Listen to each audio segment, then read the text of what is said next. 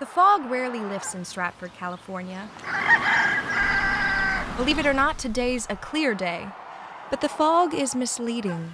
Stratford is desperate for water, and even this little bit of moisture is a godsend. It's pretty disheartening that we're in this situation. You know, Mother Nature. It's hard to tell what's going to happen from year to year. Tony Azevedo has been farming this land for decades, but he's never seen a drought quite this bad. I mean, we can deal with the markets, we can deal with the bugs and the disease and even the regulations, but there's nothing we can do about the drought. This year, he was only able to plant a third of his fields. The rest left bare. So the other 2/3, we need to hit a home run on those crops. But this doesn't just affect Stratford or even California. It's much bigger. California is one of the leading producers for agriculture in the United States, which means that this is a problem for the nation.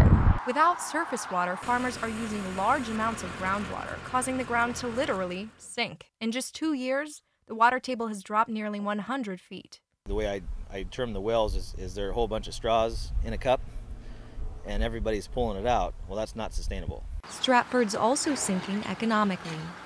On Main Street, shops are boarded up and abandoned. And for those that stuck it out, business is even slower than usual. Yeah, no water, no work. Yeah. Here, like a little towns, when the farmers have workers, that we have everybody has work and money. But when the farmers get broke, everybody get broken, especially like little towns, nothing else. The town grocery store operates almost entirely on IOUs. Customers barely trickle in, and the shelves, empty. Next door, dozens of mailboxes are also empty, all left behind by those forced to leave Stratford in search of more fertile ground. There's no work. They have to go out of town for work, out of the area. Chris Rodriguez's auto body shop is suffering too.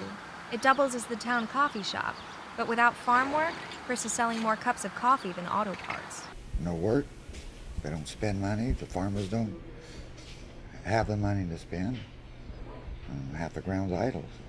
But Jeff Garner, who runs the local drought relief line, insists there is something positive coming out of this pain. You know, these farmers, as well as the farm workers, they all do what they can to support each other. It's a community within a community. Anyone is there for each other. We are one big family. We're all like-minded. We all help each other out. So it is a big family. It's just a big rural family and encompasses a lot of area. One big family going through a hard time. Kate Flexter, ATVN. Thank you so much.